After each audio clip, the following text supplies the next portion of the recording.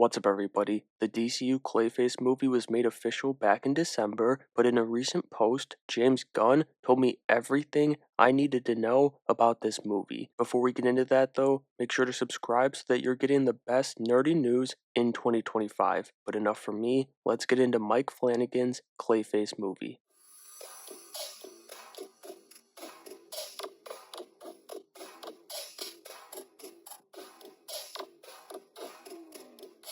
Hand up, I was wrong. I talked about the Clayface news a month ago, and I said this was the only episode of the 4 Batman the Animated Series episodes Clayface appears in that Flanagan wouldn't draw inspiration from, and it might end up being the only one as the plans become more clear. Shout out to DCU Updates for providing this screenshot on Twitter where I saw it because I'm not on Blue Sky, but Gunn said the reports of Clayface's death have been greatly exaggerated. He is quite mushy though, and that was in response to a fan asking if Clayface died in Creature Commandos. For those of you who haven't seen the show yet, Clayface fights Rick Flag Sr. and Frankenstein, putting the former in the hospital before Frankenstein shocked Clayface into pieces. Gunn also confirmed in that same post that the Clayface movie is in fact picking up with the same iteration of the character, putting any confusion whether this movie is in James Gunn's DCU or Matt Reeves' universe to rest. But more importantly, in his post, Gunn pretty much revealed the plot of the movie, or at the very least, snuck in a major detail, maybe hoping no one would notice, but I did. This movie is going to draw inspiration from the episode Growing Pains, which featured Clayface's daughter Annie, and this makes so much sense after the Creature Commandos finale. In that finale, we learn that Clayface was working with Princess Alana to discredit Cersei and Dr. McPherson, who warned Amanda Waller about the threat that Picolistan posed to the world. But I think in this movie, we're going to learn that that connection there ran deeper than just, this one business partnership. In fact, I think they had a close bond we'll learn about in the movie, which could add another layer to Annie's story. Once again, we saw that story unfold in the episode Growing Pains, and she's basically a piece of Clayface that he creates and sends out to scout Gotham out to see if it's safe for him to come out of the sewers.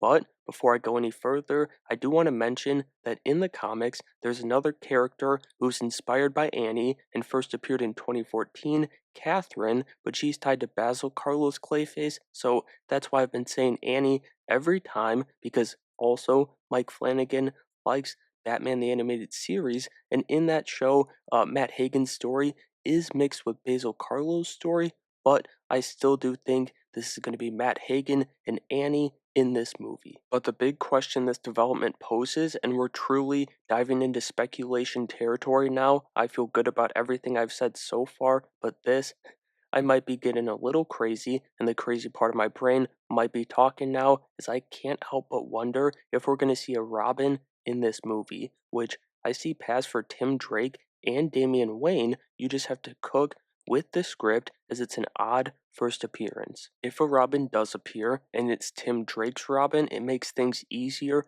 for Mike Flanagan, in my opinion. He's of course Robin in the animated series when the Growing Pains episode takes place, so it's an easy continuity in the adaptation. It also helps you grow out the Bat family in the DCU though, with Damian being Robin by Brave and the Bold. But like I said a month ago, you're towing a very fine line of becoming the Sony Spider-Man villain universe by jumping to this and including Robin. Now, I'm kind of seeing it as a high risk, high reward though, because it could be an interesting way to build out the Bat family and cycle through some of the Robins, giving them appearances in movies like this and the rumored Titans movie before getting to Damian in the DCU Batman movie. You could also take the riskier route though, and I say riskier, that's just my opinion, but it would be going with Damian Wayne in the movie, which then puts you in the situation of introducing Batman's son into your universe outside of a Batman movie. Probably not ideal,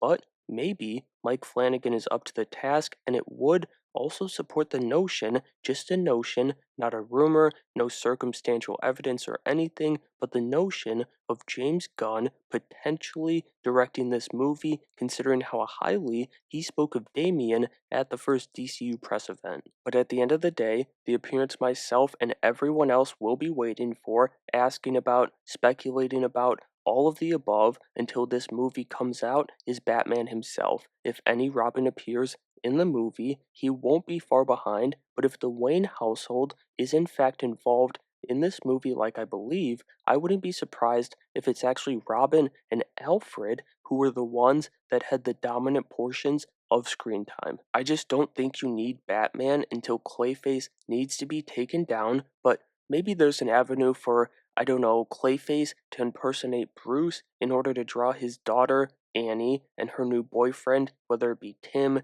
Damien, or even Dick Grayson, into his trap. That definitely feels like a possibility, as Flanagan could combine Annie and Catherine's story, the Catherine Carlo, who I mentioned earlier, which would include Gotham Academy. The only problem with that is I believe Damien and Dick Grayson are the only two Robins to attend the Academy, and you can correct me if I'm wrong about that down in the comments, so maybe that would rule out Tim Drake as an option. Damien does get expelled from the school though, so maybe that becomes a part of the story, or is their side of the story where maybe Damien and Annie are getting expelled from Gotham Academy while Matt Hagen's Clayface is sitting around waiting for Annie to come back and report, so then he has to take Bruce Wayne's identity to go get his daughter and her new boyfriend for leverage to get out of there and get out of the sewers. I don't know. I'm probably getting ahead of myself with all of this speculating, but that's what we do when we get the tinfoil hats out.